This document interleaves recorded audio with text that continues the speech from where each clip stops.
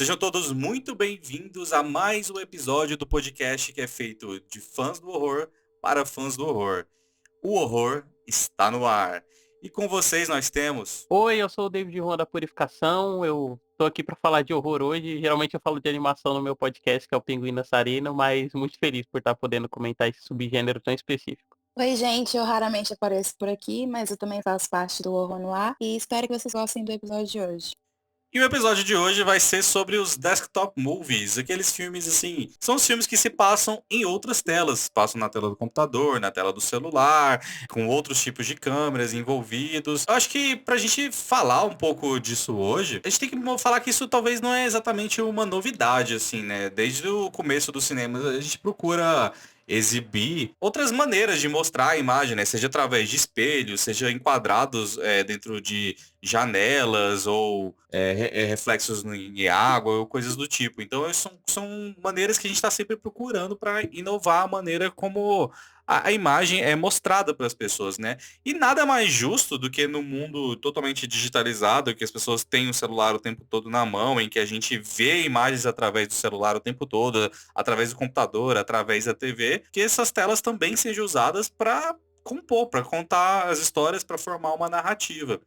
E assim, nos últimos anos a gente teve alguns filmes do tipo, mas eu queria lembrar, antes da gente falar de horror em si, da primeira vez, e não que em que eu vi algo do gênero, mas em que eu vi algo do gênero que foi feito dessa forma, ser de alguma maneira aclamado, assim, que foi um episódio de Modern Family, que foi totalmente feito através das telas de computador também, em que a mãe da família lá conversava com os filhos e com o marido, tudo através do seu MacBook, né? E com os aplicativos da Apple, obviamente, de alguma forma ali uma propaganda para a Apple, né?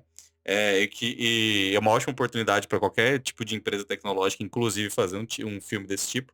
Mas foi a primeira vez que eu vi algo assim, e foi a primeira vez que eu vi algo assim sendo reconhecido pela criatividade, por ter sido bem feito. E esses filmes que a gente vai falar hoje seguem mais ou menos nessa linha, né, nesse tipo de narrativa. São contados através da tela de celulares, através de outros tipos de câmeras, seja câmeras de monitoramento, ou câmeras de celular, ou câmera, no caso, por exemplo, de um dos filmes que é o Spree, de dentro do carro, aquela que para pegar o trânsito, caso aconteça um acidente ou algo do tipo assim. E aí, assim, pra gente começar, eu queria perguntar pra vocês, dos filmes que vocês assistiram desse tipo, qual que seria o favorito de vocês, assim, e o que vocês acham interessante nesse gênero? Então, o que eu acho legal, assim, no Skype Verso, como eu costumo chamar, é que é meio que uma atualização do Found Footage, né? Porque, querendo ou não, o Found Footage acabou sendo, com atividade paranormal, acabou explorando, assim, quase tudo que o gênero tinha para explorar, né? E ficou assim meio esquecido e jogado de canto. E de repente eles voltaram a pegar nesse conceito, só que atualizado para nossa geração, né? Surgiu aquele Amizade Desfeita e na época eu achei, não que eu tivesse achado o plot do filme assim muito bom, porque é um filme bem simples, o Amizade Desfeita 1. Só que eu achei muito interessante ser dentro do computador, sabe? Eu lembro tinha algumas horas que eu ficava meio desconcertada, porque parecia que aquilo estava acontecendo no meu computador mesmo. Essa mudança foi bastante legal e eu comecei a acompanhar os filmes que saíam desse gênero. Assim, se eu tivesse que escolher um favorito, provavelmente seria o Amizade Desfeita 2, o Dark Web, porque eu acho mesmo uma obra-prima. Eu acho que além de ele brincar com as questões geracionais que a gente que tem, né, nessa questão que eu falei de ser uma atualização do Found Footage, ele ainda vai pegar os nossos medos de internet, de quando a gente tinha uns 13, 14 anos, assim, da Deep Web, sabe? Que a gente achava que só de entrar no Tor já ia aparecer gente na porta da nossa casa pra sequestrar a gente. E eu achei muito legal eles usarem essa questão. Acho um gênero que, assim, pra mim, apesar de tudo, eu acho limitado. Por muito que seja inovador e tudo mais, eu acho que nesse ponto da situação já tá meio limitado e as pessoas já não sabem aproveitar muito bem as possibilidades, assim, que o filme no Skype, entre aspas, te dá. Não sei se é uma opinião, assim, que vocês compartilham, porque eu acho que realmente foi uma coisa que apareceu, assim, rápido e em uma questão de 5 anos, pra mim já tava completamente cansativo. Spree mesmo já foi um filme que eu nem dei atenção, quando eu assistir já achei, assim, sem carisma nenhum. não sei, é muito complicado porque ao mesmo tempo que eu acho muito bom e acho genial o que aconteceu e acho que é das maiores inovações que teve no terror, provavelmente nessas últimas décadas, eu acho também que é uma coisa muito limitada e muito cansativa, porque o plot acaba sendo sempre o mesmo, sabe? E eu acho que o Nossa, único era isso que eu ia reclamar depois. e eu acho que o único que conseguiu sair assim, quebrar um pouco assim dessa narrativa formal foi o Cam mesmo, porque o Cam eu acho que é muito bom. O Cam também é outro que assim, em tudo ele é perfeito. Eu acho que o Dark Web e o Cam foram mesmo assim os que conseguiram melhor trabalhar vários medos dentro da própria internet. Você falou um negócio rapidão, David, antes de você comentar, que eu acho muito interessante, que é a questão de parecer mais real, ser mais imersivo, pelo fato de estar rolando na tela do seu computador, porque é uma maneira que a gente vê filme hoje, né? A gente vê filme no celular, vê filme no computador, então parece mais imersivo por conta disso. Só que eu acho que ainda tem ainda faltaria, porque hoje boa parte das pessoas vê filme no celular também, e a gente não tem nenhum desses filmes que se passa exatamente na tela do celular, né? Eles passam na tela do notebook ou algo assim. É verdade, isso é verdade. Tinha que ter aí pelo menos um que fosse no celular, né? Eu acho que o Spree talvez crie mais essa ligação, porque acaba que o Spree é um pouco no celular, né? Através de um aplicativo tipo do Uber, ele vai filmando no TikTok. Eu acho que o Spree É, dá um pouco essa sensação de celular. não, eu acho que o Spree, o legal dele é que ele tem essa variação, né? Porque enquanto todos os outros filmes, você descreveu muito bem com esse termo, inclusive, Skype verso, eles têm essa tendência de ser mais Skype, né? Esse formato de reunião. O Spree, ele, na verdade, ele é muito mais para essa geração do streaming, né? Então a gente vê diferentes variações de streaming. A gente vê o cara streamando no carro, como a galera faz na Twitch, e aí o menino que é mais famoso, no que aparece no filme é mais famoso, ele streama por uma versão do Instagram. Então, acho que ele tem muito mais essa relação, assim, de ser o streaming. Então, enquanto o Amizade Desfeita e o Host, eles são muito mais incidentes que acontecem em salas de reuniões, o Spree, ele tem esse lado de ser muito mais pessoas tentando performar alguma coisa, sabe? E o filme se dá através da performance.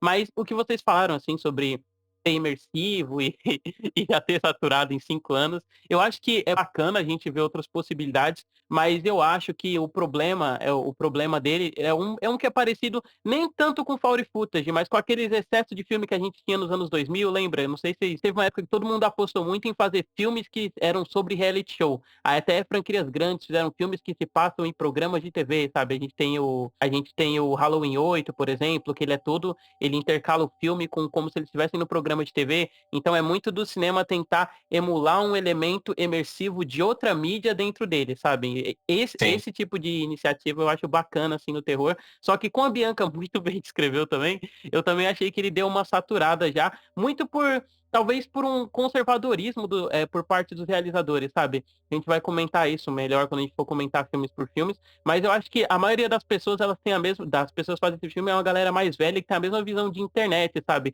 Então, tipo, todos eles acabam sendo aquele olhar conservador que a gente tinha do slasher, de as pessoas eram punidas, né, por fazerem coisas erradas, através do assassino. Aí aqui a gente tem isso através da internet, né? Tipo, quase todo filme segue uma estrutura de pessoas fazendo bosta na internet, elas vão morrendo uma por uma na sala, sabe? Tipo, Amizade Desfeita 1, Amizade Desfeita 2, o próprio Host mesmo, né, que acho que virou um fenômeno na época que ele saiu por conta da Netflix.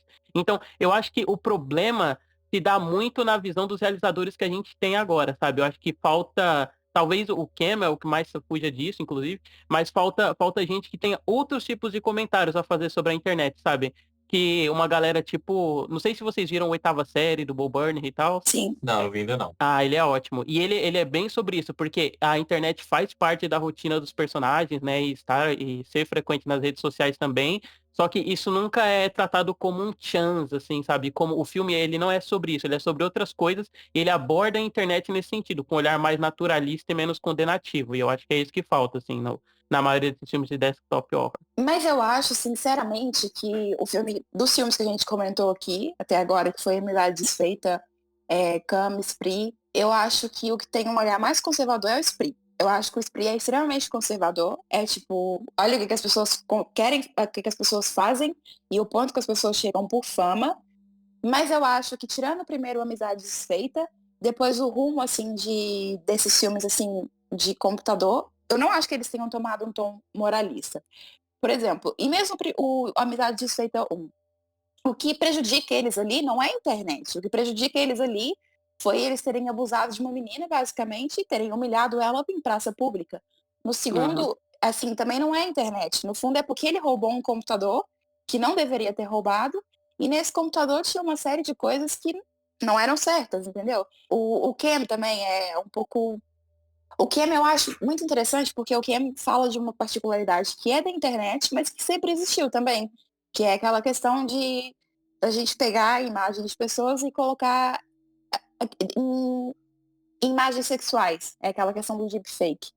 E Uhum. você lê, hoje em dia, você lê, falando assim da problemática sobre isso, muitas famosas que ficam que ficam em choque quando recebem vídeos delas, assim, em situações sexuais, que elas sabem que não são elas, mas mesmo assim todo mundo vai acreditar naquilo ali e vai, de certa forma, prejudicar a imagem da pessoa. Eu acho que nenhum deles toma um ar condenativo, tipo assim, a internet é ruim. Eu acho que pelo contrário, todos eles olham pela ação humana. Eles falam, a internet é uma ferramenta que existe e você tem formas boas de utilizar a internet, como tem formas ruins de utilizar a internet. E você que decide isso, é o ser humano que decide isso. Então, tudo aquilo que é acarretado de ruim da internet é devido à ação humana. Tirando, assim, no Spree, que é uma questão que eu acho que lida muito mais com uma questão de vício, né? O Cam e o Uhum. Spree lidam muito mais com o vício. Mas o Cam também lida de uma perspectiva diferente. Agora, o Spree, eu realmente acho que tem uma visão moralista e condena muito. Eu acho que ele é muito condenativo no sentido a internet é ruim. Tipo, a internet vai distorcer a cabeça de vocês vão virar uns animais sedentos por dinheiro e like. E os outros não fazem muito isso. Eu não acho que façam. Eu concordo com tudo que vocês falaram até agora, mas eu preciso fazer uma defesa do Spree, assim. Eu separei 4 temas, assim, que pra mim ficou claro que fazem parte desse universo desses filmes. O primeiro deles é lidar com o sobrenatural, assim. O segundo seria lidar com o mundo da tecnologia. O host, por exemplo, é o medo do sobrenatural, usando, obviamente, esse ambiente de desktop. Os amizades desfeitas já vão para o mundo da tecnologia, que é o medo da tecnologia. Aí eu separo mais outros 2 tipos de filme, que é um que falaria exatamente assim mais sobre privacidade, que é o Ken, igual você falou, tem a questão do deepfake, tem a questão de você criar uma persona para a internet, que é bem o final do filme, assim, ela volta para aquele ambiente, mas com uma persona que não é exatamente ela, para que se por acaso aquilo for copiado, se aquilo for destruído, não é ela que está sendo destruída, né? Ah, E deixa eu só marcar um ponto aqui, que nesse ponto eu acho que o Cameron é quase o Perfect Blue da internet, né? Esse confronto da sua imagem, de como você cria, sim, de como você se associa a ela. sim, faz bastante sentido. Inclusive, a pessoa que escreveu o filme, eu não vou lembrar o nome dela agora aqui, mas ela, a autora, né, que fez o roteiro, ela trabalhou como Ken Girl. Segundo ela, ela se baseou no Black Swan lá, que é o Cisne Negro, né? E num outro filme agora, que eu não tô lembrando também. Mas sim, faz bastante sentido você falar de Perfect Blue, sendo que Cisne Negro e Perfect Blue tem ali semelhanças, né? Mas o que eu ia colocar aqui de defesa do Spree é que ao mesmo tempo que o Cabianga falou que ele é um pouco talvez conservador nos temas ali e tal, ele não é conservador na forma, sabe? Como ele faz as coisas. A maneira como ele faz a montagem das câmeras e exibe isso pra gente, multicâmera, sabe? É muito realidade nossa, sabe? Principalmente, acho que durante a pandemia, assim, do qual vejo muita gente trabalhando e na outra tela aqui tá o Twitch passando um vídeo e do outro lado tá uma aba aberta com o canal favorito de notícia da pessoa, em que ela tá acompanhando as notícias, na outra tem o Twitter, na outra tem a área de trabalho dela que ela tá usando para trabalhar mesmo, sabe? Então, diferente dos outros filmes, em que meio que eles emulam uma situação de cinema em que a gente tem uma tela só, o Spree, ele brinca com isso, sabe? Ele divide a tela em duas, coloca a câmera do carro, a câmera do celular, a outra e tal. E ele não tá nem aí se isso, de alguma forma, é diferente do formato de cinema, sabe? Ele fala, não tem problema ser diferente do formato que vocês estão acostumados do cinema, porque isso aqui não é uma tela exatamente tradicional. Isso aqui é o que as pessoas veem hoje, como é que as pessoas assistem as coisas hoje. E nisso eu achei que ele deu uma inovada, sabe? Por mais que nos outros filmes tenham momentos em que a tela tá dividida ali, em 2 aplicativos e tal, Eu não tive essa mesma sensação com os outros filmes enquanto eu tive no Spree, sabe? Isso foi algo que eu gostei bastante do filme, assim, sabe? Nossa, Arthur, tô totalmente com você, porque eu gosto muito desse aspecto do filme, porque eu acho que ele acaba por enfatizar um dos temas do filme, né? Que é essa efemeridade, assim, das coisas, sabe? E de como o filme ele tá nessa constante mudança e transformação, mas pra ele é banal, assim como pro mundo em que o protagonista tá inserido, as próprias ações dele são banais, sabe? Elas são sem peso, tudo que ele faz as pessoas não ligam ou não reagem à volta dele, sabe? Tem aquela cena que literalmente atiram na frente de um caminhão de tacos de dois policiais, e a reação das pessoas é quase nula, assim, sabe? Então eu também gosto de como o filme ele se radicaliza nesse sentido dele estar sempre explorando outras telas e outras possibilidades de streaming. Tanto que o Spree e o Cam são os dois que eu acho melhores, assim, sabe? E o Cam ele acaba também trazendo isso, mas muito porque ele não é só dependente do formato de desktop, né? Tipo, o formato desktop, ele tá lá no filme, né? Ele é uma coisa pro mundo da protagonista, mas a gente não, mas o diretor ele não limita o filme só a esse formato também.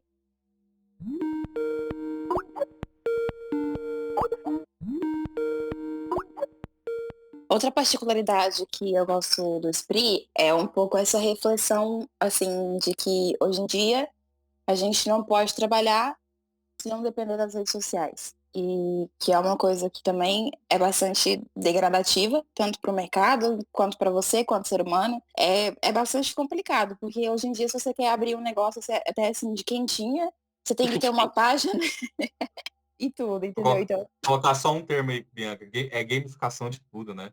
Tudo é é, gamificado. Uhum. e isso é muito estranho, eu acho isso muito bizarro, e as pessoas também estão começando cada vez a reclamar mais disso, que, tipo, é horrível você ter que ser escravo das redes sociais para conseguir trabalhar, sendo que você já tá sendo escravo do seu trabalho, entendeu? Então, tá cada vez. Eu acho que isso é um problema, e sinceramente acho que a gente não teve noção do quanto isso cresceu durante a pandemia, mas isso cresceu muito e tudo passou a ser digital. A gente não tem marketing físico mais. Eu tenho reparado isso, eu passo nas estradas, você não vê banner mais, quase. Toda a propaganda é feita online. E isso é muito bizarro pra mim, isso é muito bizarro. E talvez eu acho que o Spree foi o primeiro filme que me chamou a atenção pra isso. Porque querendo ou não é uma pessoa que tá trabalhando com Uber e que tá tentando tirar um dinheirinho extra com o streaming e etc. Porque as pessoas começaram a ver a internet mesmo como uma renda extra e começaram a ver isso como uma carreira. E eu acho mega bizarro. Você tá viajando na estrada e você não tem mais uma tela só também. Porque antigamente, você tinha uma tela só que era o para-brisa do carro. E aí na estrada você tinha ali a estrada, as casas, as propagandas. E hoje as pessoas elas andam com o para-brisa, os espelhos, logicamente, né? Mas tem a telinha ali do GPS, né? E é na telinha do GPS que aparece a propaganda.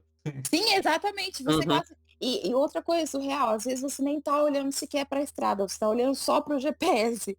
Você é capaz de ir, tipo, de um ponto até o outro sem nunca olhar para a estrada. E eu acho isso surreal, assim, sabe? E outra coisa que eu reparei também é que durante a pandemia, assim, sempre teve muito da gente mexer no telefone em qualquer situação, mas agora, gente, as pessoas não andam na rua, tipo, no carro sem mexer no celular. Eu acho que antes a gente ainda tinha uma noção maior de realidade, tipo, de perigo em relação a comprometer a nossa vida, mas eu acho que a gente bitolou totalmente com a pandemia. E a gente passou a viver só para uma realidade virtual. Não, mas, cara, isso é uma das coisas que eu mais gosto no Spree, assim, como ele capta essa sociedade de performance que a gente vive e ele transmite isso através do negócio de trabalho, né? Se a gente for ver, todos os personagens que a gente entra em contato, não todos, né? Mas a grande maioria no filme, eles estão envolvidos em alguma coisa de trabalho ou eles estão tentando performar alguma coisa, né? Seja através do cara lá que fica assediando a menina que é stand-upper, marcando ela no Instagram, a menina que é stand-upper, né? Que é um ponto forte aí do filme, ou até o pai dele, né? Tipo, a gente acompanha o pai dele fazendo esse monte de coisas, então ele, ao mesmo tempo que ele é esse comentário sobre a internet, né, e a sociedade de performance, ele também é muito essa crítica a como o mercado de trabalho se metamorfoseou, sabe? E como as pessoas estão nessa constante de buscar ascensão, né, que é o que o protagonista está fazendo ao longo do filme. Que é o plot do Ken também, né? Que é ela tentando chegar no topo ali da carreira de Cam Girl dela lá. Claro, com todas as críticas que o filme coloca sobre isso também, né? Mas também é o mesmo sentido. Demais. O Kemi eu acho muito bem construído. Eu acho que, assim, a nível mesmo A Cam é de obra-prima, né? Eu acho que Ah, mesmo a nível de trabalho sexual, eu acho que o Cameron é o filme, assim, que debate mais bem construído que eu já vi. Uhum. Porque, primeiro que eu acho muito legal a metáfora que ele faz com a Alice, né? Assim, de você entrar ali num site de câmera, que supostamente você não precisa de fazer nada, porque é isso que te alegam, que você não precisa de fazer nada e que é um dinheiro fácil e é um dinheiro rápido. E você entra nesse mundo e você se perde nas maravilhas desse mundo. É, eu acho legal, por exemplo, um detalhe do filme que ela compra tanta coisa para casa dela, mas ela nunca abre sequer as coisas da casa dela, porque ela tá sempre perdida ali no fundo no que ela pode fazer para subir mais no ranking, no que ela pode fazer para ganhar mais dinheiro. E isso se torna um vício enorme, você começa a ficar perdido dentro das suas próprias ilusões e dentro desse mundo e é surreal, porque você sente que só aquilo ali que vai te satisfazer. E você sente que a sua vida não tem como continuar sem aquilo ali. Porque, no fundo, mesmo passando por todos os traumas que ela passou, e foram bem complicados, eu acho que se eu passasse por aquilo ali, eu nunca mais ligaria um computador na minha vida. Mas ela, mesmo assim, no final, ainda vai se maquiar e vai construir uma nova personagem para entrar de novo no site. Então, é assim, o trabalho sexual, ele mexe com a sua cabeça de uma forma que você passa a imaginar que você não tem uma saída, que não seja aquilo ali. É muito bizarro como funciona essa questão, assim. O filme tá o tempo todo meio que te pregando peças em como você tá vendo as coisas. A gente começa numa cena que parece que a gente vai, que é do filme mesmo, né? Quando ela tenta se matar e tal. E aí o filme já começa brincando com esse negócio quando ela fala eu te peguei, e aí é o filme te enganando, em como você achou que o filme seria, né? Ou, ou depois, né, mais pra frente, quando a gente tá acompanhando aquela sequência dela só passando na internet. E aí, tipo, antes a gente tinha a visão do que estava acontecendo no site toda através dela, né? Só que aí tem um momento que o filme brinca com isso, e o filme entra dentro da própria cena que a gente tá vendo representada no computador, né? Que é aquele momento que a câmera atravessa a tela do PC e a gente vê ela se mostrando na biblioteca. Então é muito legal o jeito que o filme brinca não só com a banalização do trabalho de sex worker, mas com a banalização da própria linguagem dentro dele mesmo, né? Não, e assim, da perversidade, né? E do que isso implica a nível da violência que isso implica tanto a nível físico quanto a nível psicológico. Cara, é super violento. É super violento, por muito que fosse um show dela, você vê pessoas falando, tipo, se mata, eu quero ver você se matar. Ou Uhum. então aquela parada do vibrador que era Nossa, puta que mega pariu. rápido.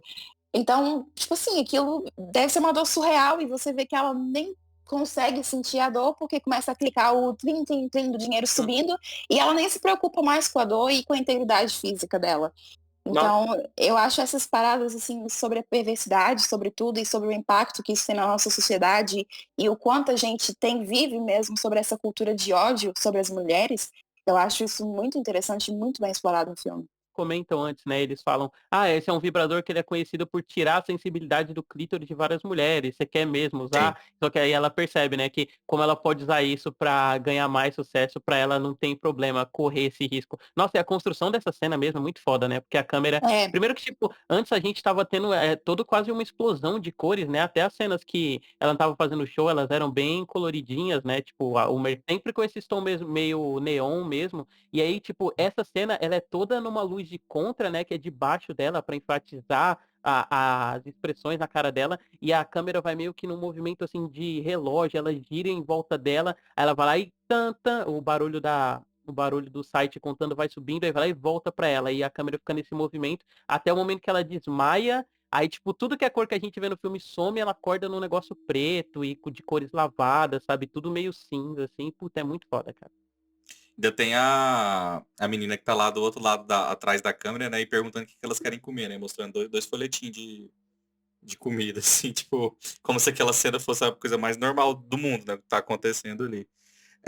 Eu não queria puxar o Split de novo, não, mas eu vou até acabar fazendo isso pra falar do Ken, porque tem um lance, e aí já é ligado à rede social e à questão da tecnologia, que é a coisa da sua personalidade ser capturada pelo aquele ambiente, né? Pelo programa ali, pelo site, no caso dela, né? No caso, por exemplo, do motorista de aplicativo ali, do Spree, ou qualquer outro trabalho desses pra internet, né? A pessoa, ela meio que tem que ceder ao máximo ao algoritmo, que vai fazer com que ela seja exposta ao maior número de pessoas, por exemplo. Tem até o negócio do cara, ele tem, tipo assim, ele não tem uma personalidade formada e ele tenta criar a personalidade dele através da criação dela no digital, né? Que no começo a gente vê que ele, Exatamente. ele quer uma pessoa ser autêntica, mas ele não sabe como ser autêntico. E o autêntico pra ele é agir na frente da câmera. Exatamente. Eu sofri bastante com isso, por exemplo, que eu ficava puto, porque eu falava, gente, eu simplesmente não sei como divulgar um vídeo no YouTube, porque eu não quero agir como essas pessoas aqui que fazem sucesso, eu quero fazer um vídeo da minha maneira, mas eu sei que se eu fizer da minha maneira, não vai ser compartilhado, sabe? Então, você fica sempre nessa dúvida, né? Sabe? Se vender um pouquinho para o algoritmo ou não. E no caso do Ken, ela isso não é mostrado explicitamente, sabe? Eu entendo que lá, essa questão dela ser substituída, né? A Bianca falou o negócio do deepfake, mas eu não tinha até, então pensado no deepfake. Depois que você falou, fez bastante sentido pra mim. Mas eu tava pensando mais no sentido dela perder quem ela é pra aquela rede, pra aquele ambiente lá das câmeras, sabe? Porque aquilo ali capturou qualquer essência dela que ela tivesse e passou a comandar. Aquela rede de câmeras virou o dono dela, virou o dono daquela personalidade dela, sabe? Eu acho que até a cena que eu comentei antes, né, que a Bianca também já tinha citado, a cena do vibrador, ela é muito pra mostrar o que a personagem ela morreu nesse processo, né? Tipo, tudo que ela era, ela quebra as próprias regras dela, né, em termos de radicalização, enfim, de orgasmo e tal. Tudo que ela deixou de ser ela naquele momento. Por isso que o filme dá essa virada brusca esteticamente, assim, né, quando rola esse negócio dela ser substituída digitalmente. Eu acho que assim, em geral, qualquer trabalho que você tenha, a máxima que eles pregam para você é o cliente tem sempre razão. Uhum. Quando você então está lidando com um cliente que é totalmente impessoal e que ele não vai ter qualquer consequência por aquilo que ele fizer com você, ele abusa mais ainda de você, entendeu? Então, também tem essa parte no filme que também acaba passando pra mim, que é foda, é muito foda você lidar com pessoas, é muito foda você estar no meio digital. Assim, mesmo no meio físico também já é complicado, mas eu acho que o meio digital, ele, não sei, ele perturba muitas pessoas, deturpa muitas questões de personalidade mesmo. É mesmo isso que a gente estava falando, por exemplo. A gente vê cada vez mais essa problematização sobre filtros, sobre causar uma disforia de imagem nas pessoas. E eu acho que você realmente se perde no meio do caminho. Eu conheço pessoas que assim, da minha vida pessoal, que eram algo e hoje em dia eu não consigo reconhecer aquelas pessoas mais. E eu sei que é totalmente por uma influência de uma internet, uma influência de uma estética da internet, de uma personalidade que você cria no Twitter, é, várias coisas assim, e você vai vivendo uma vida que não é sua. E eu acho isso extremamente assustador. Eu acho que é uma coisa que a gente tem que se acostumar cada vez mais, porque a internet nunca vai desaparecer. Eu acho que, pelo contrário, o domínio dela sobre nós vai ser cada vez maior. Me preocupa um pouco, porque eu sinto que isso torna cada vez mais as pessoas desumanas. Mas é aquela questão, eu não consigo tomar uma postura de condenação perante a internet, porque eu vejo isso como uma ação humana. Antes da internet a gente já se perdia em outras coisas, a gente já tinha outros vícios, entendeu? Então eu acho que o ser humano vai estar sempre procurando um vício para se perder e para não ter que lidar com do que eu realmente penso. Eu acho que o ser humano ele entra nessa bolha de alienação para não ter que lidar com os problemas do capital. Porque é muito mais fácil você viver Ai, numa bolha alienada do que você encarar que você está vivendo num mundo de merda que te explora de todas as formas possíveis e que você não tem como sobreviver mais. Porque nesse momento a gente está passando por uma fase que a gente nem tem como sobreviver, entendeu? Então é muito mais fácil você se alienar e não querer saber do que sair dessa bolha. Uhum. Totalmente. Nossa, cara, que saco que você falou isso do capitalismo, que eu ia citar agora. Isso você roubou minha deixa. Porque eu acho que até o paralelo que eu falei mais cedo, né, sobre o Camel e o Perfect Blue, tipo, ambas as protagonistas, elas sofrem isso por estarem num ambiente de trabalho que exige demais dela, né? Tipo, a Mema no Perfect Blue, ela tem todo aquele negócio de ser idol e de como o mercado em que ela tá inserido enxerga as idols e não permite que ela vá para outros lados, né? E ela acaba se Sim. perdendo dentro de quem eles querem que ela seja e quem ela realmente quer ser. E no Kema acontece a mesma coisa, né? Porque a personagem, apesar apesar dela ser estrita, né, a gente vê que ela é bem organizadinha, tipo, tem uma cena lá que a gente olha a legenda dela, então ela tem marcado o que que ela vai fazer em cada mês da semana. A partir do momento que o mercado começa a exigir mais de você, né, e você vai perdendo espaço, aí a pessoa tem que se radicalizando dentro do trabalho, do que ela está inserida, e ela vai só se fudendo, porque vai rolando uma dessintetização do indivíduo, né, em prol do capital que ele está buscando. O que acaba acontecendo também no Spree, né? Totalmente. É foda, né? Todas as discussões minhas na pandemia acabam caindo nessa mesma, essa mesma conclusão, que a gente vive num mundo de merda. É, porque é tudo culpa do capitalismo, né? Isso nunca vai ser que. Não, no fundo, tipo assim, acho que tirando o primeiro Amizade Desfeita, todos os filmes que a gente citou aqui e o host, né? Porque o host acaba sendo. O host é irrelevante, vamos assumir. A gente empolgou com o host porque é um filme feito com pouco e que é bem feito, apesar de tudo. Mas não é nada demais também, não é um filme relevante. Agora, Uhum. tirando isso, todos os filmes que a gente citou aqui, tirando a primeira Amizade Desfeita, acabam tocando no ponto da alienação do trabalho. Que é aquela questão de você faz parte de uma máquina que vai te deixando cada vez mais alienado, você vai ficando cada vez mais desumano, e você se aliena em relação a você próprio, em relação aos outros, em relação ao mundo, e no fundo tudo aquilo que você está fazendo é ser explorado pelo capital. Demais. E a gente for para pensar, é muito louco isso, porque, tipo assim, a característica máxima do capital do que é o capitalismo, né? É que a gente deixa de viver para vender nossa força de trabalho, né? A gente que é o proletariado, a força de trabalho, ela é vendida. O que a gente comercializa é a nossa força de trabalho. Só que É o com esse nosso negócio da corpo, né? internet, demais. Só que o que rola com esse negócio da internet é que a nossa força de trabalho se mistura com intrinsecamente o que é a gente, né? Porque a nossa persona tem que estar sendo vendida e ela também passa a ser força de trabalho, sabe? A gente não tem mais aquela divisão da esfera social com a esfera pública, sabe? Agora é tudo a mesma coisa. A esfera pública com a esfera privada, perdão, eu confundi os termos. Totalmente. E eu acho que, assim, querendo ou não, no fundo, a nossa força de trabalho acaba sendo uma metáfora para o nosso corpo. Assim, as nossas propriedades e tudo aquilo que a gente adquire através do nosso trabalho é uma extensão do nosso corpo. Porque, no fundo, a única propriedade que a gente, enquanto ser humano, a gente realmente tem, a gente é naturalmente dono, é o nosso corpo e é a nossa força de trabalho. Então, obviamente, que quando você é obrigado a todo esse tipo de coisa que a gente já citou aqui, você se desconecta da sua essência enquanto humano e de tudo aquilo que você poderia ter de bom, você acaba por não ter isso. Então, ainda mais numa era em que é isso mesmo que a gente está falando, que você é obrigado a vender aquilo que você é por dentro e não só a sua força de trabalho, porque é muito mais do que, por exemplo, trabalhar como influencer, muito mais do que você estar passando horas ali no Instagram, é, mexendo em coisas, editando vídeo, etc., você está expondo você e tudo aquilo que você é, entendeu? Então você está vendendo o seu interior, a sua essência. E isso é ainda mais grave se a gente parar para pensar.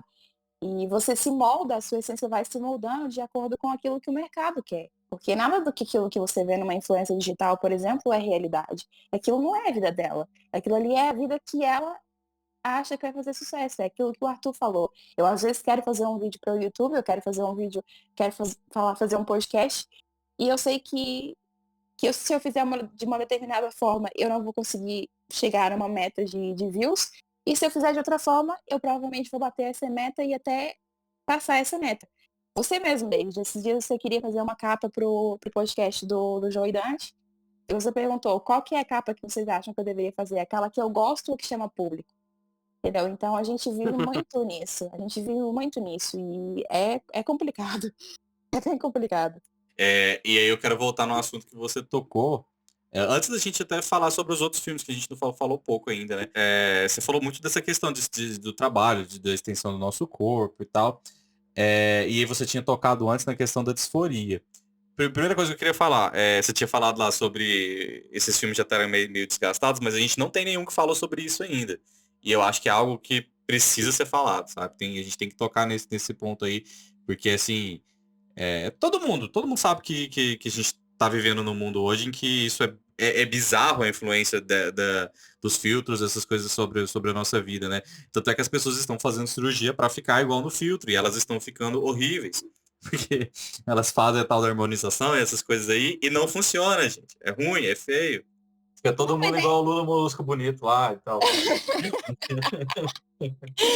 Mas, tipo, até eu que sou uma pessoa que... Eu, assim, eu leio muito sobre as práticas desumanas de beleza do capital, etc. Eu leio muito sobre tudo Eu isso. achei que a Bianca ia falar, até eu que sou uma pessoa bonita, já cogitei fazer. Tá? Não, mas é isso que eu ia falar. Tipo, eu, por exemplo, eu tenho pavor de cirurgia plástica. A minha vida inteira, eu cresci com as minhas primas falando que meu peito era muito feio. Eu tô me expondo muito agora, mas foda-se. Eu cresci com as minhas primas falando que meu peito era muito feio. E eu, então, a minha vida inteira, eu criei uma paranoia de que meu peito era feio, meu peito era horrendo, etc. Só que eu morro de medo de cirurgia plástica. Eu não gosto de injeção, eu não gosto de tomar soro, eu não gosto de nada que ligue ao hospital, sequer. Eu não gosto de entrar no hospital. E, cara, e do nada eu me pego olhando horas e horas e horas Instagram de cirurgia plástica e de antes e depois de lipo, antes e depois de silicone. E são coisas que eu sei perfeitamente que eu nem quero fazer e que nem vão me deixar tão feliz quanto isso, sabe? Mas você acaba ficando presa e você acaba cogitando isso pra sua vida porque você quer ser aceito. No final do dia você quer ser aceito, entendeu? E isso que é muito, muito bizarro. Acho que tem a ver até também com a sensação de recompensa, né? Que as redes passam pra gente, né? Que você tá lá navegando ali no celular e tal, e vendo essas coisas. E quando você vê um vídeo e de alguma forma aquilo lá é satisfatório pra você, você tem essa sensação de recompensa no corpo, né? E aí talvez você comece a associar o fato de que era um vídeo de cirurgia plástica, alguma coisa assim, com essa sensação de recompensa, e aí você acha que fazer aquilo talvez te traga essa sensação também, sabe? Não sei, posso estar Sim. viajando, mas Não, sim, sim, mas Não, é não, é aquilo isso que mesmo. você olha pra vida daquela pessoa e você pensa, essa pessoa é realizada. Por que ela é realizada? Porque ela tem um corpo bonito, porque ela tem um cabelo bonito, ela tem um rosto bonito, unhas bonitas, ela tem tudo, entendeu? E você começa a pensar, o que eu posso fazer para chegar no nível dessa pessoa? Então, eu acho que você vai começando a procurar estratégias que possam te elevar a esse nível. É um pouco que nem Spree, né? O Spree também, ele se baseava no streaming, assim, do amigo dele, que tinha mais views, que conseguia fazer as coisas que... conseguia ganhar dinheiro com aquilo. E é por isso Da que ele se criança mete. que ele amigo, né? cuidava, né, quando era menor. Amigo. Então, e ele vai começando assim, a fazer os desafios loucos dele naquela expectativa de ter dinheiro. Então é um pouco aquilo de como é que eu consigo ser essa pessoa? Como é que eu consigo No- ser tão bem sucedido como essa pessoa? Nossa, cara. Você tá falando isso e eu citei mais cedo, né? A oitava série do Bull Burner, e eu gosto que acho no stand-up dele, acho que no Make Rap, ele comenta sobre como esse negócio da internet fundiu, né, público e espectador. Então, mesmo que a gente não seja oficialmente produtor de conteúdo e esteja uma rede social que, por exemplo, é só para uso próprio, a gente ainda espera uma recompensa e um agrado do nosso público, que são as outras pessoas que estão nessa rede, né, cara? Tipo, Tempo ele todo. até comenta, o que que a gente não quer, o que a gente não quer além de dormir à noite, saber que as pessoas que visualizaram nossos stories gostaram do que a gente postou, entendeu? É bem esse tipo de coisa mesmo. Que a sensação melhor do que você comentar alguma coisa na internet, de repente você vê que seu comentário tem lá, sei lá, 200 likes, 300 likes, você fala, porra, velho. A gente começou a pegar muito essas migalhas, tipo, de atenção, tipo, um likezinho no comentário já é tudo. Eu tenho um amigo meu que, assim, se as pessoas, se eu compartilhar um post do Facebook dele sem dar um like, ele surta. Ele me xinga de tudo quanto é nome, porque ele fala que é uma falta de consideração enorme. Eu também acho que é. O like virou créditos, né?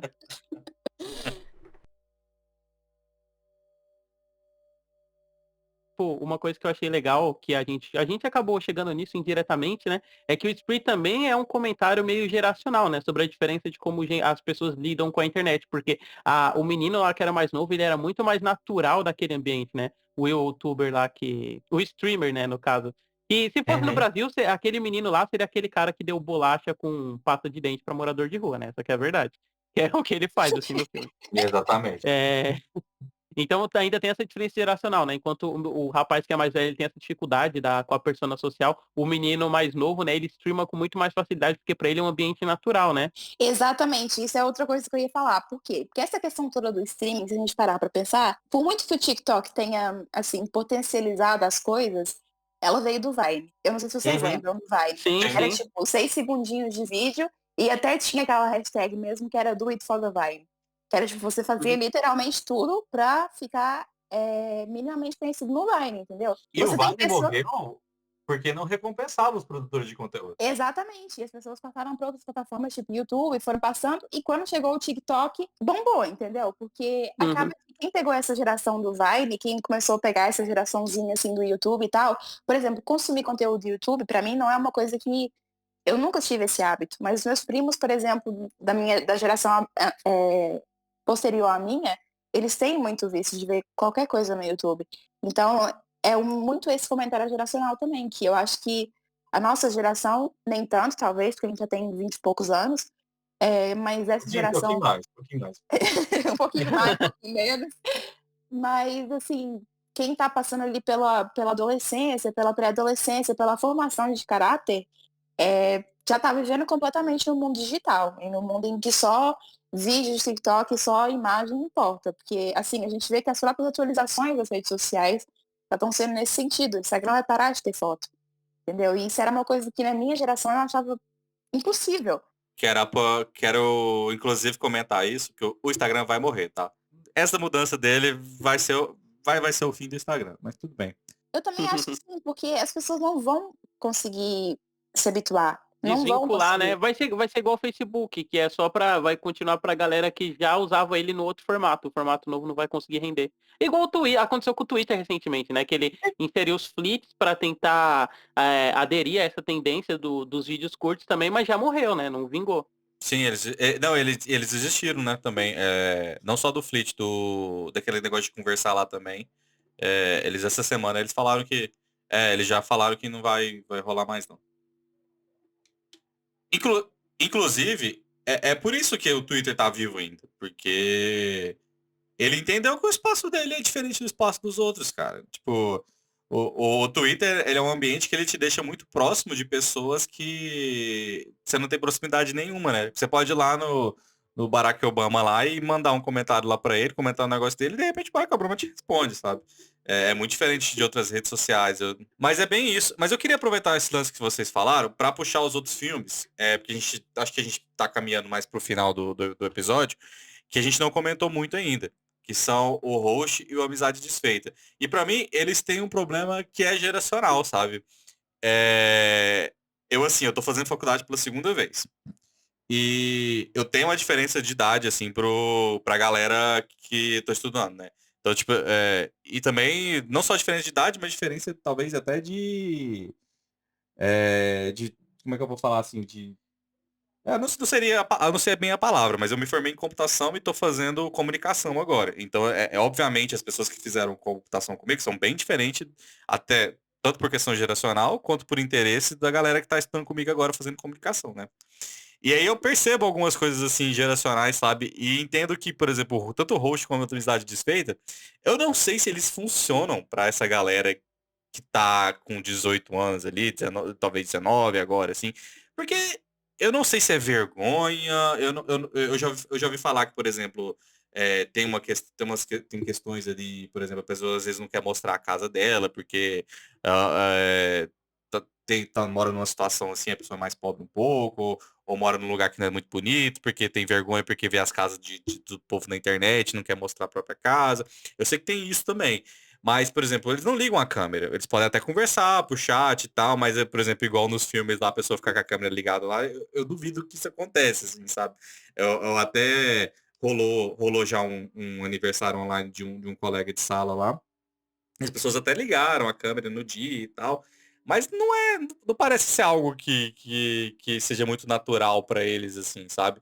E não sei, não parece que esses filmes encaixam muito com essa geração streamer, saca? Me parece que o Spree, ele conversa muito mais com essa geração do que esses outros filmes. O host, o Amizade Desfeita 1 e 2, ele tem muito mais ele é muito mais para essa geração de Omegle, sabe? Que é essa geração que tinha a câmera mais como um negócio naturalizador. Hoje em dia a câmera na internet, ela já tem um caráter muito mais narrativo, né, em como ela é mostrada. A própria questão de estar sempre streamando, o stream não é gratuito, sabe? Não é essa coisa tanto de vlog, que também era popular na época. É muito mais uma coisa narrativa da pessoa estar com o intuito de mostrar a coisa. Por isso que eu acho que a gente, não a gente, né? Mas a nova geração ela não tem essa naturalização. Até porque o formato de conteúdo também que a gente consumia antigamente eram coisas diferentes, né? Essa alta, por exemplo, que se tinha do vlog era muito isso, era sempre com essa tendência de naturalização através da câmera. Enquanto hoje em dia a gente tem muito mais essa questão narrativa, né? Até para mim o fato dos canais de ensaio terem dominado esse espaço que antes era dos vlogs, eles estarem sempre nessa crescente, para mim é muito isso, sabe? De uma realidade na internet que é muito mais narrativa do que naturalista, assim. Totalmente. Eu acho que, por exemplo, a gente tá falando de filmes que, assim, tem o Amizade Desfeita, principalmente, tem uma particularidade que eles, pra mim, apesar de tudo, eles entram um pouco naquela categoria de são filmes MTV. Então, eles são filmes que ficam muito rapidamente datados. Porque o Amizade Desfeita, por exemplo, o primeiro, saiu quando eu tava no ensino médio. Eu devia ter uns 18 anos. E hoje em dia já não é um filme que eu acho assim tão bom, já não é um filme que mexe tanto comigo.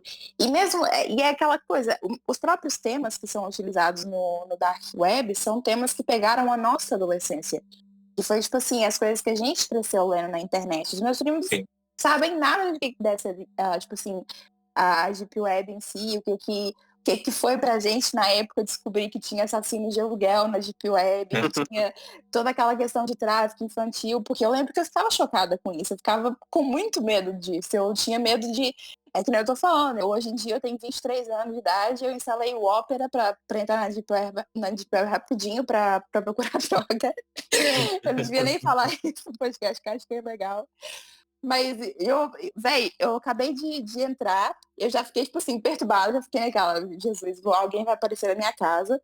E assim que eu parei de utilizar, eu desliguei o computador, eu voltei a ligar o Formatou. computador, eu voltei a ligar o computador e pensei assim, não, eu vou apagar esse navegador, que eles ficaram com meus dados. Então acaba que eles não têm esses medos que a gente tinha, entendeu? Porque a gente foi criado nesse hino do medo da Mas deveriam internet. ter. Deveriam ter. Deveriam ter, porque hoje em dia é ainda mais grave, né? Hoje em dia o roubo de dados Sim. acontece muito mais facilmente sem a gente nem ver.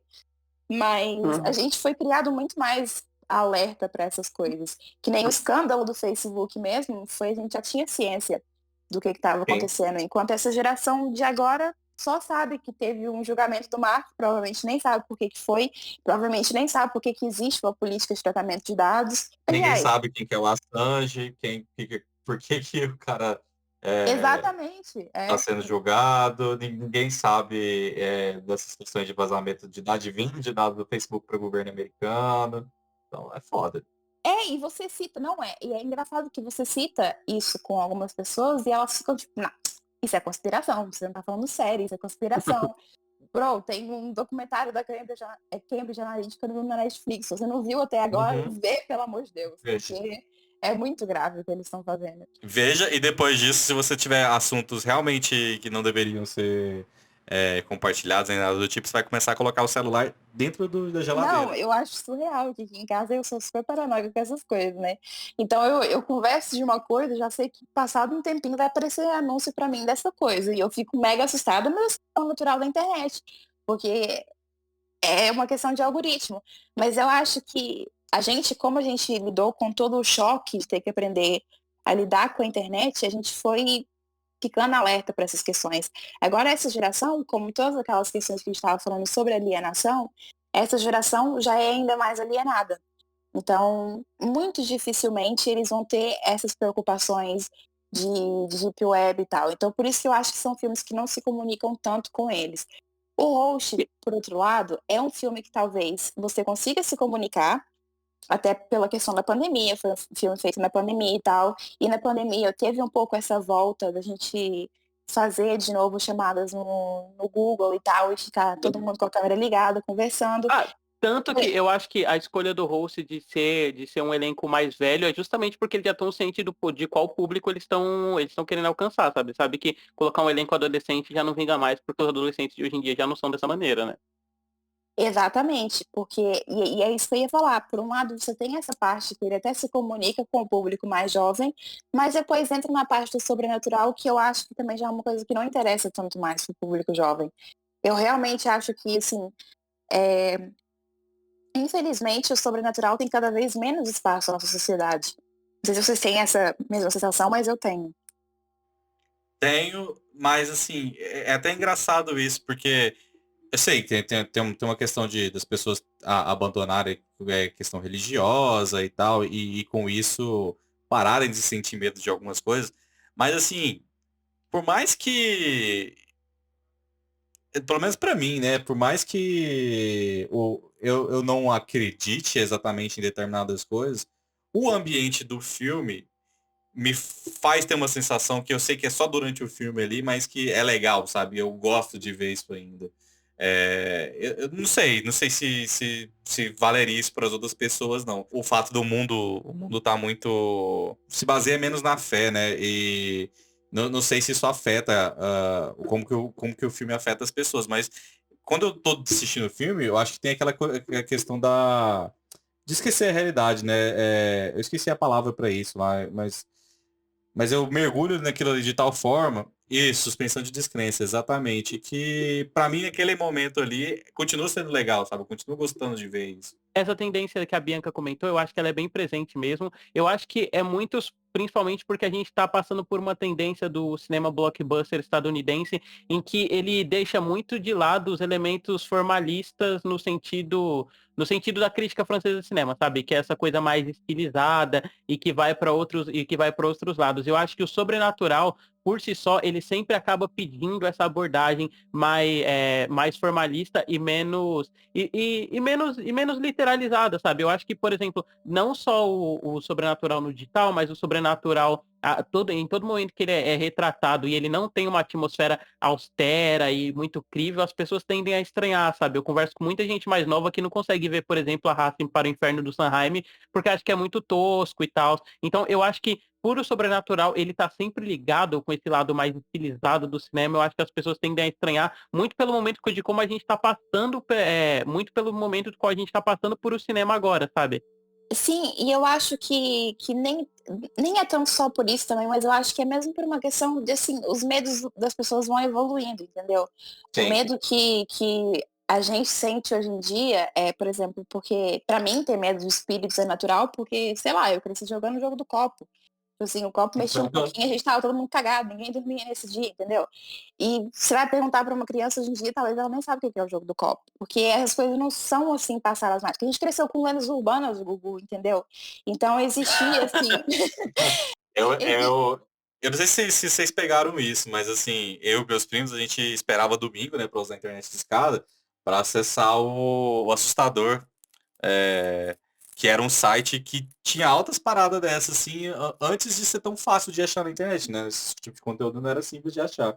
E aí uma das coisas, inclusive, que me deixava morrendo de medo era um frame lá daquele filme Três Solteirões e um Bebê, que tinha um espírito no Que tem fundo, o assim, eu espírito da cagava de criança. medo dessa porra. É. Nossa, cara, assim, eu não peguei internet de escada, mas eu já peguei essa fase também de ficar acessando a internet. Eu acessava muito, de ficar acessando a internet é foda, né? Mas de ficar acessando a internet pra procurar creepypasta, essas coisas. Eu lembro que eu lia muito no Minilu, assim, sabe? Era todo um É, minha negócio, lua tinha porque muito também. de umas creepypastas ou de maldições de filmes, né? Essas baboseiras que a gente pesquisa assim quando é mais novo e acredita fortemente, né?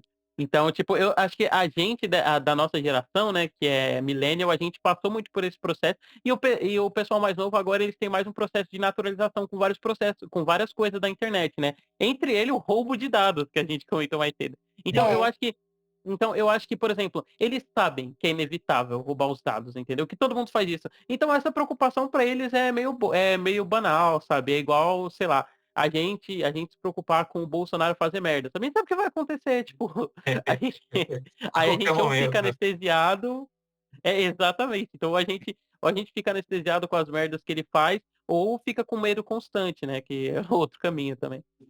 mas eu acho que a gente foi criado muito sobre esse signo assim do medo, sabe? A gente foi esse lado espiritual foi muito, principalmente para quem cresceu no Brasil. Eu acho que no Brasil, principalmente, a gente tem, eu sei qual que é a particularidade desse país, mas a gente tem um trem com o sobrenatural que não dá.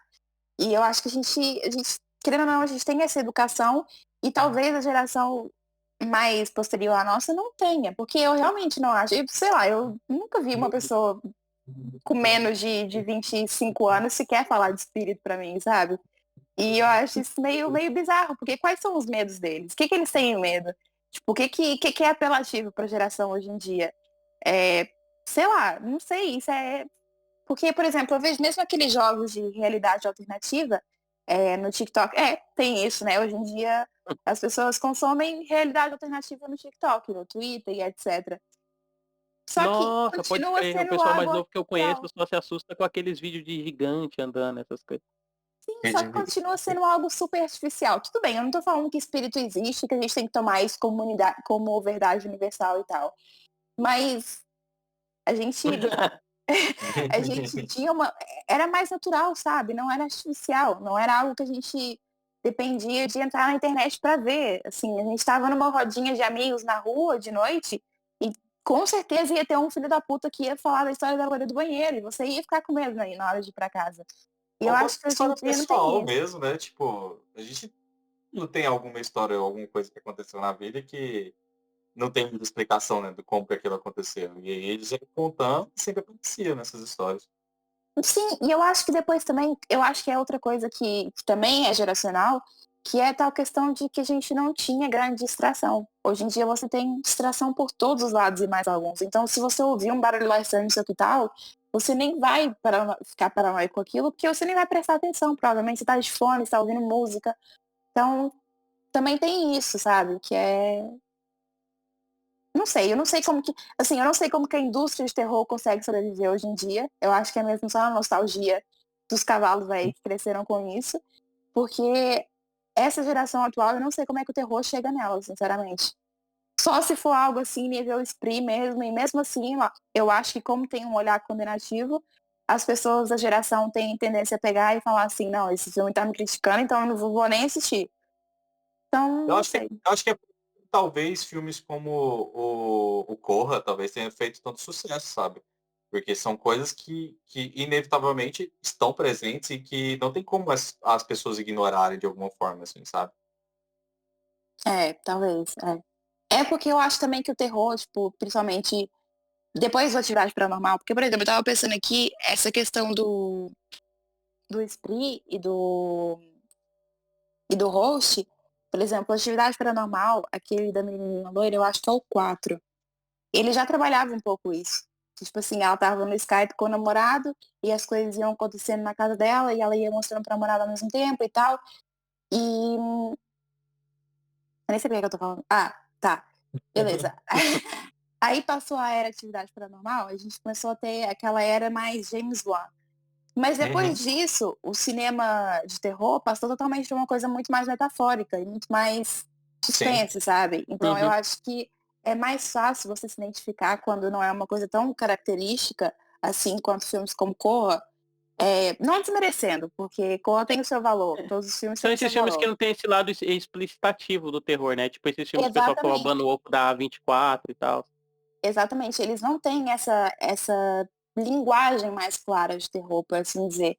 Então eu acho que por isso que esses filmes conseguem vingar um pouquinho mais do que talvez um filme tão explicitamente de gênero.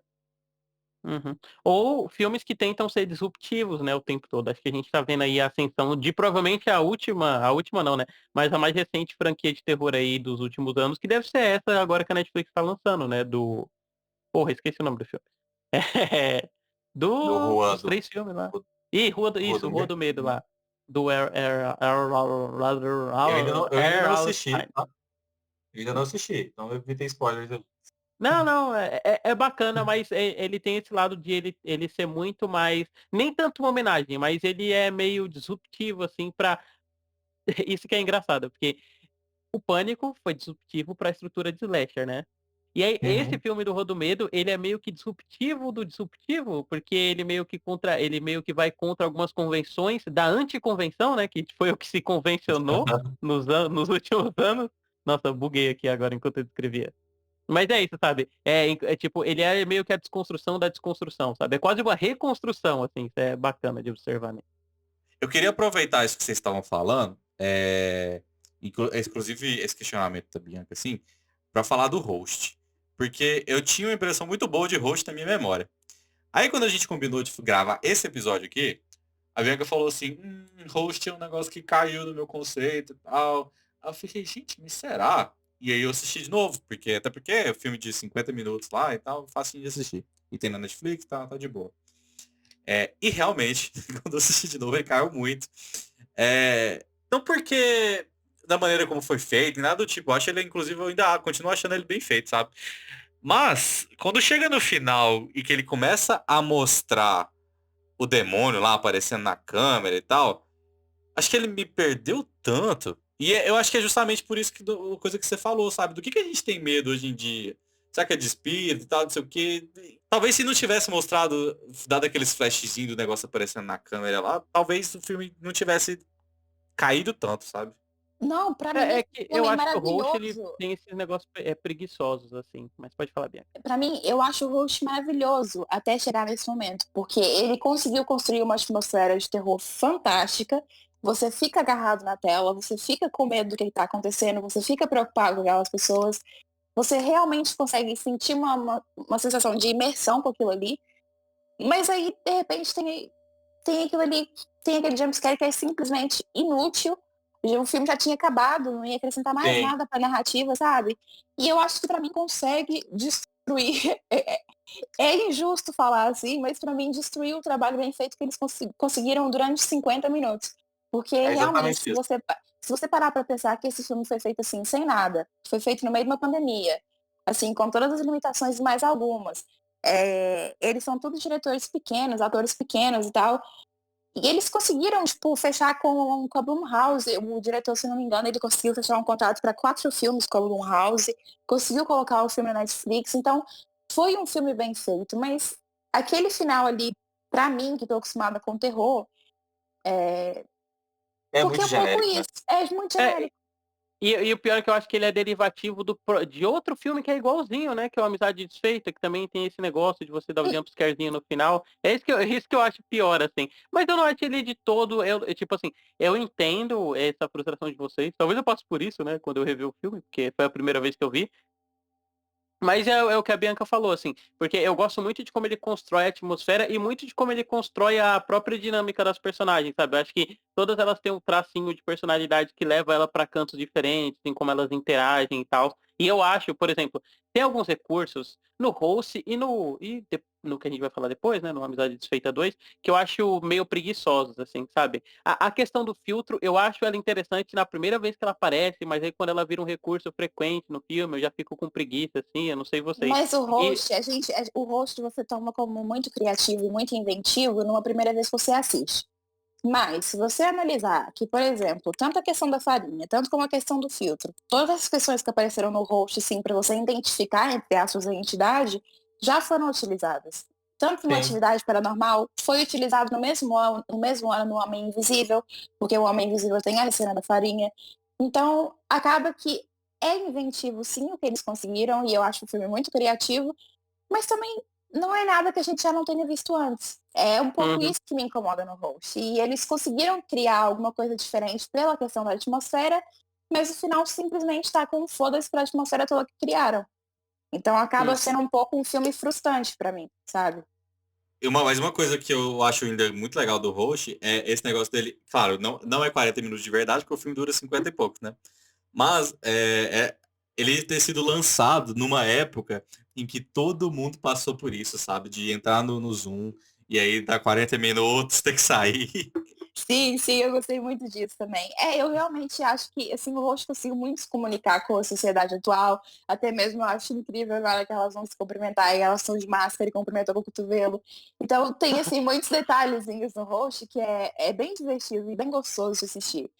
Eu não entendo essa decisão tosca do final. Não sei se eu acho que eles pensaram que ainda não tinham um terror suficiente no filme, porque querendo ou não, aquela cena, por exemplo, do cara pegando fogo é bem gráfica. A cena da própria Sim. namorada desse cara morrendo também é muito gráfica. Não, a desse cara eu deixaria. Eu me incomoda muito é o espíritozinho aparecendo nos cantinhos, saca? Isso. Então, é isso que eu não entendo. Eles já tinham tanta coisa, assim, gráfica bem construída que pra mim não tinha necessidade de jogar uma à toa, assim, sabe? Mas não sei se foi por eles sentirem que o filme não estava dentro dos padrões, porque também tem essa questão. E eu acho que eles sentiram que os filmes não estavam dentro de um padrão da indústria, assim, de terror hoje em dia. Que querendo ou não, a gente já passou por uma fase dessas que um filme de terror só é considerado bom se tiver muito jumpscare, ou então, entendeu? E acho que eles sentiram essa necessidade de colocar algo a mais ali. Eu consigo entender o porquê da escolha deles, mas realmente teria sido muito melhor se eles não tivessem feito isso. Eu tenho muita Pode falar. curiosidade para ver o que ele vai fazer, inclusive, com o Blumhouse, porque assim, se ele conseguiu fazer aquele filme com um orçamento zero, praticamente, porque se eu não me engano eles gastaram tipo 1.000 libras no host. Eu me pergunto o que ele vai fazer com o orçamento da Blumhouse, entendeu? Eu tenho muita curiosidade por isso. Olha, você comentou, né, sobre se isso foi uma escolha, né, se isso foi uma escolha consciente. Eu acho que foi, eu acho que é bem capacidade do diretor, assim, de explorar outros formatos. Por mais que a gente esteja essa ciência, né, da pandemia e do processo complicado do filme, eu acho que o filme ele toma não só escolhas em termos de terror, mas algumas escolhas bem conservadoras, assim, pro o gênero como um todo, sabe? No jeito que ele retrata algumas coisas. Principalmente aquele recurso lá do fantasma aparecer só metadinha, sabe? Eu acho que é interessante a gente ver ele enquanto esse registro histórico, mas eu acho que em termos de linguagem ele não acaba não saindo muito disso mesmo. Ele é um filme mega convencional. É o que eu tô falando, tipo assim, é muito criativo e inventivo por você ter em conta o contexto, mas se você parar para analisar mesmo ele como um filme inserido na indústria do terror e com aquilo que a gente teve durante o ano de 2020, ele é um filme muito convencional e é um filme mediano, sabe? Uhum. Só Você que, até perguntou do Searching. Ele mesmo que diz, o Searching conta uma história que é totalmente convencional. Só que passa dentro da tela do computador e faz isso de uma forma bem feita, sabe? Mas a história em si é barata. Poderia ter sido feita de qualquer outra maneira. sim, e tem muito isso também, é que tem muitos filmes assim, de Skype que você se pergunta por que ele tá se passando ali, né? Porque às vezes o Searching, por exemplo, para mim é um filme que não faz sentido nenhum se passar no Skype. O É, Amizade Desfeita, tanto um, né, quanto dois, eu acho que eles se justificam muito melhor, muito mais, assim, quanto narrativa de Skype, né? O primeiro por ele ser essa presença do fantasma que só se manifesta digitalmente. Cara, é engraçado isso, porque o host, até a presença do fantasma, ela não é digital, né? Tipo, ele só é digital porque as pessoas estão mexendo na internet, enquanto na Amizade Desfeita, o fantasma é literalmente uma extensão espiritual do PC, assim, sabe? sim, mas isso eu acho muito interessante no host. Pior que eu acho isso muito interessante. É. Eu gosto, eu gosto mais quando eu realmente consigo gostar mais e consigo me identificar mais quando é uma ação humana. Assim, quando, assim, dentro dos filmes de Skype, por exemplo, o Amizade 2, o Amizade Feita 2 pra mim é realmente o apogeu dos filmes de Skype. Eu acho que ele conseguiu pegar, sério, pra mim, o Kama é Não, mas é o que tipo, eu mais gosto também. Eu achei o, ele melhor, apesar de eu achar um pouco brega em algumas coisas. o Kama, eu acho que o Kama é uma obra de arte, eu realmente gosto muito do Khan, mas eu acho que o Amizade Desfeita 2, ele realmente consegue colocar, assim, em síntese, tudo que o Skype verso é e tudo que, assim, que a internet, naquela questão geracional que a gente tava falando, que a internet causou na gente. E, assim, essa parada da Deep Web, velho, mexe muito comigo, mexe muito comigo. No final, então, aquele cara aparecendo falando, tipo, é só noite de jogos. E, ai, que ódio, sério, eu fico muito puta com esse filme. E depois é um filme divertido, porque ele vai te pegando em vários momentos, ele faz você pensar que não sei, eu não sei o que eu tava pensando que seria, mas eu nunca na vida imaginei que aquilo ali fosse só um jogo pra quem tava fazendo, sabe? E você Uhum. ter essa perspectiva no final também é muito mind-blowing e eu acho muito legal esse efeito no Amizade Feita 2. Mas é principalmente porque, além de tudo, dele ser um terror bem construído, eu acho um filme muito dinâmico e que você consegue se divertir. O único defeito pra mim em Amizade Feita 2 é que, por exemplo, eu não conseguiria ver ele numa tela de cinema, como o Arthur falou. Ele é um filme que é limitado pra mim nesse sentido. Para mim, ele só funciona você ver no computador mesmo, sabe? E eu acho que isso é um defeito. Acaba por ser um pouco um defeito desses filmes, porque por muito que você tente fazer uma coisa imersiva, sabe? Porque acaba se tornando um filme inacessível. Entendeu? Nem Hum, todo mundo vai ter acesso a Sim. ele, nem todo mundo vai conseguir ver ele, nem todo mundo vai se identificar com aquilo ali porque não tá tendo a experiência de ver no computador, por exemplo. Entendeu? E a E eu outra acho, coisa que eu acho que eles erram, eles poderiam. No seu caso, acho que também você usa Mac, não é? sim, eu uso Mac. Então, ele conversa mais com você. Ele não conversa bem comigo porque eu usei durante uns 3 anos Mac também. Então, eu consigo reconhecer as coisinhas que estão cara, mas vocês são acontecendo muito na tela boys, e hein, tal. cara? Eu usei um usado, né, cara? Foi durante um tempo, assim. Mas usei. Achou numa cafeteria que É, você trabalhava, né? não, não, foi não, foi não. Mas é porque tem outra coisa também, né? Eu sou de TI, né? Então, tipo, eu quis ter essa Exatamente. experiência durante um tempo, saca? Porque usei Linux durante muitos anos, aí voltei pro Windows, aí eu falei, vou usar Mac porque eu nunca usei. Aí eu usei durante uns anos, aí voltei pro Windows agora. Mas eu acho que o filme ia conversar com mais gente se ele fosse feito no Windows, sabe? Eu também acho. Eu acho isso muito idiota, mas é aquela questão do egocentrismo americano, né? Como eles têm e o europeu também, porque como eles têm condições de ter Mac, eles acham que o mundo inteiro tem condições de ter Mac, todo mundo tem Mac. Mas eu acho também que deveriam ser filmes feitos no Windows. Nunca achei grande sentido, porque e eu, na época de escola mesmo, quando esse filme saiu, eu passava com isso com alguns amigos. Eu falava, tipo, pra mim o filme tinha sido muito mais imersivo do que pros meus amigos tinha sido, porque eu tava vendo no Mac, que eu realmente parecia ser o meu computador dentro do meu Sim. sistema. E isso tinha certas horas que eu ficava meio assustada com isso, porque foi muito bem feita essa questão deles.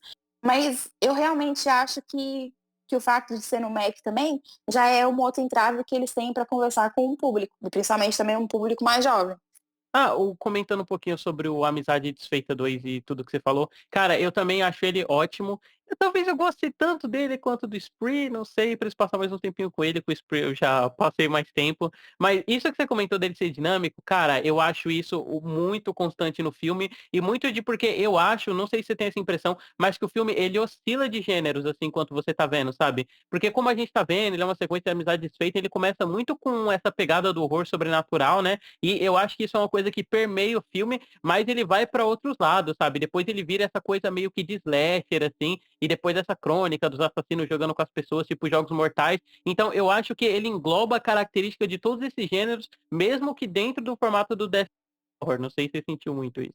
Sim, eu também acho. Eu acho ele um filme muito completo. Eu acho um filme muito completo. E nossa, e eu acho um filme muito tenso. Nossa, aquele momento em que a namorada dele tá no metro e que eles estão, tipo, tendo que fingir que estão jogando. E o cara tá ao mesmo tempo no sistema deles. E eles têm que fingir que estão jogando. Aí o cara sai do ar uns 5 segundos e eles começam a conversar normalmente. Depois tem que fingir de novo. Nossa, eu fico muito tensa nessas partes. Porque você fica o tempo inteiro, tipo, ele vai ver, eu gosto muito desse filme, sério, eu gosto muito. E toda vez Não, que eu mas vejo ele, eu gosto mais ainda. E depois tem outra coisa, que é o desfecho, cara. Porra, você já passou aquilo tudo. E no final, ainda é o Matias que vai ficar como culpado. Eles ainda conseguiram plantar tudo direitinho, assim, as provas. Você vê a cabeça da menina furada. Nossa, aquilo ali pra mim é uma obra-prima. Eu E acho. ele conversa muito com quem a questão do público, né? Porque tem o público pagando pra ver aquilo ali, pagando pra ver o Sim, absurdo, sabe? sim, nossa, Ah, isso é muito bizarro.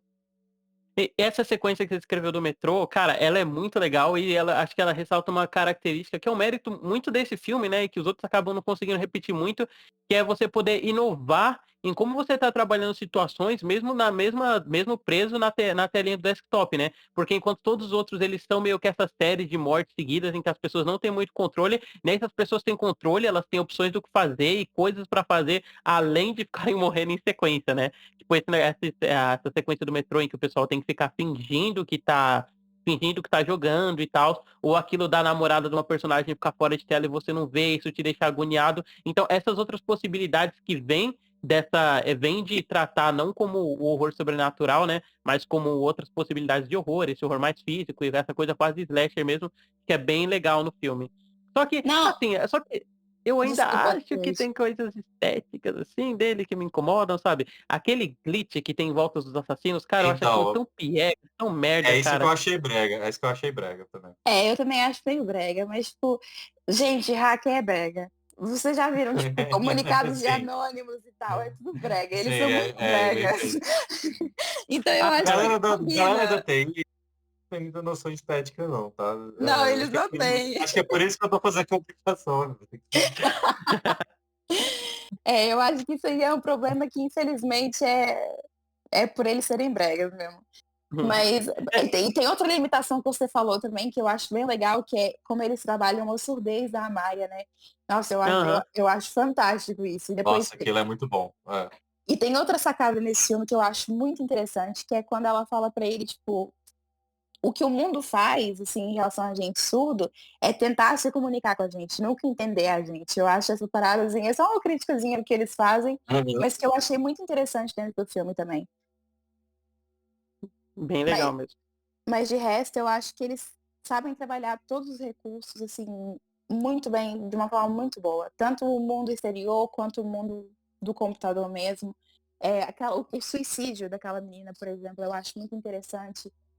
Ele colocar aquele Ca- negócio dela Cara, eu sair da só. chamada e aparecer o vídeo dela. Eu acho muito legal. Uhum. Eu só não gosto mais dessa cena porque o assassino meio que se teleporta, né, pra lá, por causa do efeito de glitch. Eu acho que é É, também com. Isso é uma reclamação que eu tenho, porque o filme, ele meio que abandona.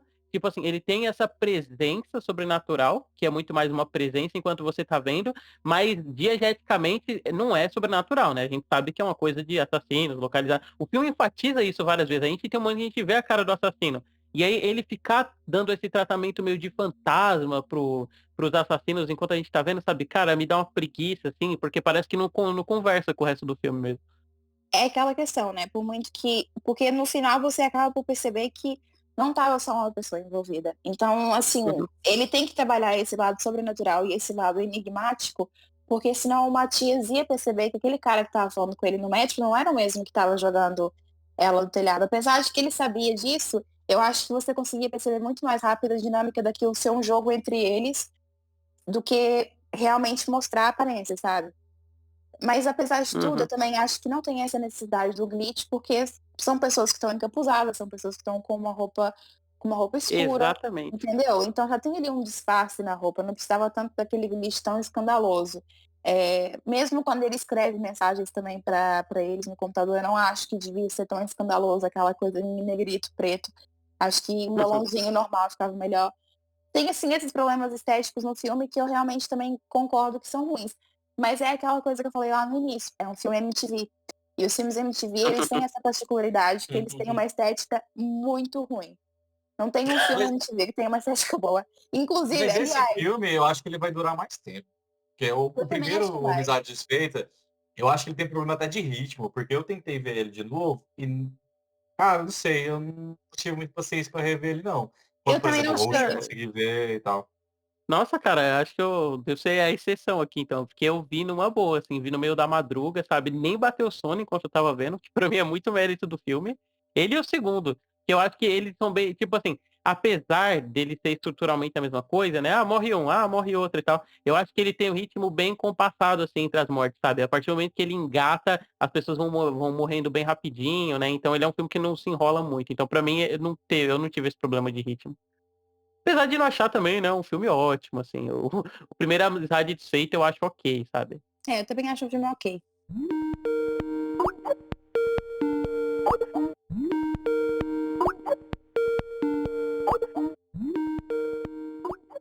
Não, só que Cam é muito bom, o melhor filme de todos, obra-prima da década passada, é subestimada.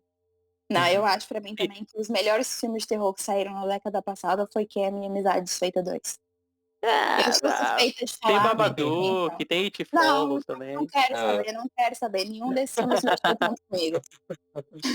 eu acho que o Ken é um filme que vai ficar aí pra muito tempo ainda, apesar de que não é um filme que eu ouço a galera falando muito. Mas Grande demais para provavelmente mentes pequenas. é. Mas eu acho que vai ficar aí por um bom tempo ainda. Eu acho que o Amizade Desfeita 2 não vai se perder tão rápido. Acho que Roxo vai ser um filme que vamos continuar conversando sobre ele aí, principalmente o que poderia ter sido melhor e tal. É isso, gente. Eu acho que esses filmes chamam a atenção, acho que eles são legais da maneira como eles são feitos. Principalmente inspiram pessoas que querem fazer cinema, né? Eu acho que quando eu vejo um filme desse, eu sempre fico falando assim, cara, porra, eu fico imaginando aqui dezenas de coisas de como que eu poderia para conseguir fazer um filme. E tem caminhos muito simples, né, pra gente tentar procurar e tentar fazer algo pelo menos minimamente decente, assim, sabe? São inspirações, pelo menos pra mim, sabe? Não sei se pra vocês. E acho que o papo foi muito bom, tá? Eu acho que rendeu bastante e valeu a conversa aí com todo mundo. Eu também, eu acho que eu não tenho mais nada pra acrescentar, acho que já falei até demais. Acho que esse filme era. Eu acho engraçado que o podcast era só sobre filmes e a gente acabou fazendo mais uma crítica sobre o capitalismo do que falar sobre filmes mesmo. Mas eu também acho que são filmes que todos têm potencial para envelhecer muito bem. Tirando o Spree e o Amizades Feita 1. Eu acho que tanto o Host como o Cam e o Amizades Feita 2 vão envelhecer muito bem. Porque o Cam é que nem a gente falou, acaba sendo um pouco uma obra transcendental. Ele trata vários assuntos dentro de um filme de terror que acaba sendo um pouco aquele molde que a gente estava falando que os filmes de hoje em dia de terror estão seguindo. Então acho que vai ser um filme que vai ficar muito mais facilmente no imaginário popular e vai ser lembrado. Eu acho até que o Cam é daqueles filmes que já nasceu clássico para mim. Ele já nasceu clássico. E é isso. Já acho que não tem mais nada para falar. Foi muito boa a conversa. E para quem ouviu até aqui, muito obrigada. Cara, sobre os filmes O Amizade Desfeita, eu acho que é um filme bem qualquer coisa. Acho que ele é um filme que, se ele fosse para ser lembrado na memória, entraria muito naquele negócio de como os Estados Unidos arquiva filmes, sabe? Que eles arquivam por ou relevância estética ou importância histórica. Eu acho que ele entraria muito mais por importância histórica, né? E ele ter sido esse fenômeno na época que ele foi. Tanto que o Arthur comentou mais cedo, né? Sobre o episódio de Modern Family. E o episódio de Modern Family, na verdade, ele veio em esteira do Amizade Desfeita, né? Porque ele é um ano depois e tal. Então ainda tem esse lado. O Amizade Desfeita 2, eu acho que ele é um filme muito bom, assim. Eu acho que é muito legal, assim, como ele, em relação aos outros, ele lida melhor com elementos de gênero e como ele trabalha outras possibilidades. Por isso que eu concordo muito com a Bianca e com o Arthur, de que eu acho que ele é um filme que tende a se manter, assim, por mais tempo do que o primeiro. O Host, cara, a Bianca falou que o Cam, para ela, já nasceu um clássico. O Host, para mim, ele é um filme que ele já nasceu datado, né? Porque ele é muito dependente do contexto histórico em que ele está inserido, tanto que não à toa a Bianca e o Arthur viram ele no ano que ele saiu e curtiram muito, né? Bianca, inclusive, no Letterboxd, emocionadíssima. Gente, melhor filme! Não, mas é porque eu tô te falando. Eu emocionei com o Host, eu vi o Host, eu achei um filme maravilhoso. Nesse fim de semana, eu veio pra minha amiga, tipo, vamos ver um filme novo, que é o Host. Eu vi ele na televisão, mas fiquei, não gostei muito não. Então, tipo, esse comentário agora da Bianca pra mim já mostra muito que o host ele é muito mais dependente do contexto, né? E eu acho que no fim a gente vai olhar pro host, vai acabar olhando pro host do mesmo jeito que a gente olha pra fotos de pessoas com máscaras hoje em dia, sabe? Vai bater uma coisa mais nostálgica, ele vai relembrar a gente desse período em que a gente viveu, mas ele não é um grande filme assim. Já o Cam, já o Spree, né? O Spree eu gosto bastante. Eu acho que eu não sei se ele é um filme que ele vai envelhecer tão que ele vai envelhecer mal, porque ele é um filme que ele funciona bem comigo, muito porque eu acho que as performances do filme são muito hipnóticas, sabe? Eu acho que para um filme que se propõe a discutir essa coisa da pessoa estar performando, aquele moleque lá do Stranger Things, que eu nunca lembro o nome, que ele arrasa, assim, como ele compõe o personagem, sabe? Eu acho que ele consegue ir do patético para um lado meio doce, assim, como ele faz as coisas, ingênuo, com muita facilidade, sabe? Aquela cena que ele tá matando o irmão da Ariana Grande, né? Com a harmonização facial lá que tá dentro do carro, com a furadeira, e ele faz aquele Vzinho de vitória pra câmera, sabe? Com um sorrisinho, tentando ser simpático. Cara, aquilo é tão rede social que eu acho que vai funcionar assim por muito tempo. E o Ken, puta, cara, o Ken é o melhor filme de todos, né, dessa lista, assim. É foda a gente falar isso, já que ele é o que é menos desktop horror, né, de tudo que a gente selecionou, mas ele é um filme muito bom, assim, em todos os sentidos que ele aposta, sabe? Tanto e tematicamente, né, a gente passou muito tempo aqui fazendo paralelos com ele, a sociedade, mercado de trabalho e essa dessintetização da sua própria imagem, quanto esteticamente, eu acho que ele é um desbunde visual, assim, sabe? Essa coisa que ele tem, neon, assim, e o jeito que ele retrata o universo das Fangirls, sabe? Se você entrar em qualquer site, tipo câmera privê ou qualquer coisa, você vai ver que é exatamente aquilo, sabe? Porra, É muito igual. Nossa, demais, Uhum. cara. Eu revi, Demais. inclusive, esse filme com uma amiga minha que é Kangirl e ela, cara, ela ficou tão feliz de ver um filme que representa tão bem, sabe? Porra, e é foda, a gente tava vendo o filme, ela me contando coisas que o pessoal pede pra ela fazer, sabe? Pisar em fruta, Cara, rodar em live, então é bem aquilo mesmo. Então é isso, acho que são filmes incríveis. Acho que o Desktop Horror, ele precisa sim se reinventar. A gente teve filmes bacanas aí, como Amizade Desfeita 2, o Spree, né? Que apesar do Spree ir pra esse lado mais de streaming do que ficar preso no desktop. Mas eu acho que é um gênero interessante. Eu gosto desse comentário que o Arthur fez, né? Sobre ele ser sobre ele nos lembrar que é possível fazer cinema sem grande orçamento. Eu acho que, de certo modo, o Desktop Horror é muito... Ele é a versão moderna daquela frase do câmera na mão, ideia na cabeça, sabe? Só que PC na mão, e ideia na cabeça. Eu acho que ele é bem isso mesmo. Mas, eu sei lá, eu queria ver eu queria ver pessoas diferentes, explorando possibilidades diferentes, sabe? E talvez outros olhares, assim, sobre a internet. Acho que daqui a uns 10 anos a gente vai ter filmes de desktop horror de gente que está crescendo agora. Eu acho que vão vir coisas bem interessantes daí. E lembrando que eu tô lá no Pinguim Dançarino semanalmente falando sobre animação e seus aspectos linguísticos. Se você curte animação nacional, a gente tá com uma programação bem interessante. Em breve vai ter um programa aí só sobre a história da animação nacional. E a gente lançou um podcast sobre o primeiro longa de animação brasileiro de todos os tempos, tá lá também. E recentemente a gente lançou um podcast sobre o Joey Dante, comentando vários filmes da filmografia dele, né? Comentando os que, na verdade, os que estão mais próximos da linguagem da animação do que do live action, mas a gente dá uma passadinha pelos filmes de terror dele mesmo, tipo o Grito de Horror e o Piranha também. Então, se vocês puderem conferir, é pinguim.dançarino no Twitter e em qualquer outra plataforma é só Pinguim Dançarino mesmo. Então, muito obrigado, gente. Fiquem aí até o próximo episódio. Logo, logo tá saindo. Não esqueçam de seguir a gente nas redes sociais, principalmente lá no Instagram, @horror.no.ar. E até mais.